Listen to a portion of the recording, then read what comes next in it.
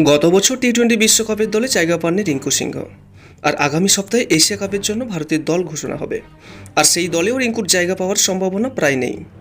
টি-20 বিশ্বকাপের দলে জায়গা না পাওয়ার পর থেকেই রিঙ্কুর খেলার মান কমেছে। আর অনেকেই মনে করছেন তার জন্য দায়ী আইপিএল। 2024 এবং 2025 সালের আইপিএলে রিঙ্কুকে ফিনিশারের ভূমিকায় খেলিয়েছে তারা, ফলে খুব কম খেলতে পেয়েছেন তিনি। 2024 সালে 113টি বল খেলেছেন এবং গত মরশুমে 134টি বল খেলেছেন। আইপিএলের মতো প্রতিযোগিতায় যদি কোনো ব্যাটার এত কম বল খেলার সুযোগ পায়, তাহলে তিনি বড় রান করে জাতীয় দলে খেলার দৌড়ে কিভাবে থাকবেন। আর সেটাই হয়েছে রিঙ্কু সিংহের সঙ্গে। আর ভারতের টি-20 দলের টপ অর্ডার তৈরি রয়েছে। অভিষেক শর্মা, সঞ্জু স্যামসং, তিলক বর্মা, সূর্যকুমার যাদব ও হার্দিক পান্ডিয়া, এই পাঁচজনকে সরানোর জায়গা নেই। পরিস্থিতি এমন, ভারতের নতুন অধিনায়ক শুভমন গিলের জায়গা হবে কিনা সংশয় রয়েছে।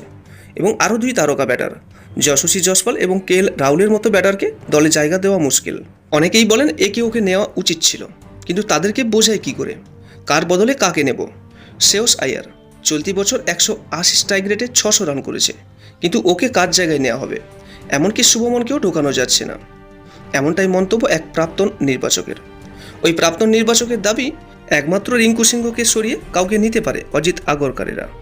সেখানে শ্রেয়স আইয়ারের জায়গা হতে পারে, কিন্তু টপ অর্ডারে কারোর ঢোকার জায়গা নেই। একথা স্পষ্ট যে অলরাউন্ডার হিসাবে শিবম ডুবে রয়েছেন।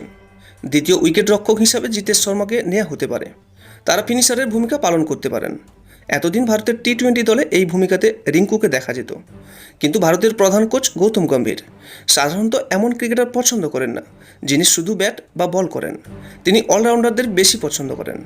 সেই লড়াইয়ে পিছিয়ে রয়েছেন রিঙ্কু। এখন দেখার এশিয়া কাপেও কি দলের বাইরে থাকতে হবে রিঙ্কু সিংহকে।